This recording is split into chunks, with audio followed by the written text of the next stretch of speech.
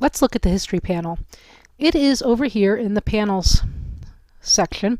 It says history as I'm hovering my mouse over it. It has the three little boxes and the arrow. To open it, just click and it pops open. Now what this does is it shows you the last 20 things that you did in Photoshop. And if I did 20 things I didn't like, I can just step back one by one by one by one by one. And you can see I'm moving back pretty nicely. I'm going to move back this way. I don't have to throw them out into the trash can to get rid of this. So Command D, I can get rid of that. And notice those other ones just disappeared when I did that. So if I do some more retouching here, you can see that it's adding to my history. And if I want those, if I didn't do a very good job, like something like this. Ooh, let's get rid of her head. Oh, yeah, that's awesome. Totally scary. All I need to do if I do mess up is just step backwards until the point where things turned out to be okay. And then when I get back on track, those mistakes I made go away. Now 20 may not be enough steps for you. So if we're doing retouching like this on a modern computer, a fast computer with lots of RAM, you might want to set your history states to be higher than the default of 20.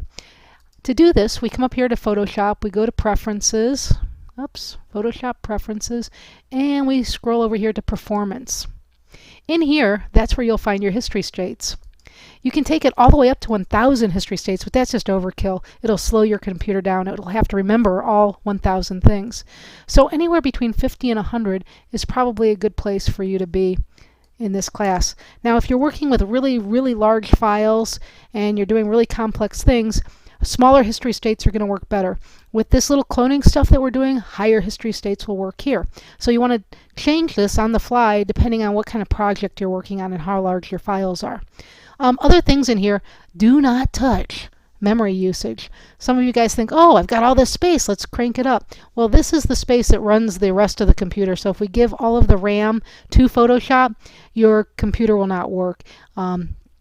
If you have anything else running, your operating system, email, anything running in the background, it'll just crash everything up. So that's a common thing that you guys do. So leave that set to its default while you're in here. Don't touch it. While we're here, I just quickly want to point out cursors. We didn't really talk about this yet. And you probably got in one of those earlier videos, but I just want to remind you.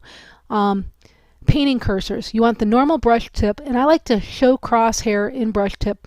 Otherwise, we get like the little paintbrush or the little, whatever. I can't think of any of the other tools. Oh, the crop tool. Oh, all I have to do is look. And then I like it set to precise.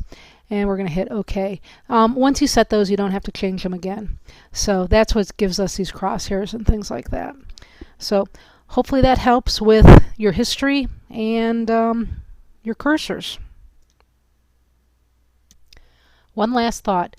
If your history panel is not available to you, you don't see it anywhere over here, remember you can come over here to Window and go down to History to reveal it.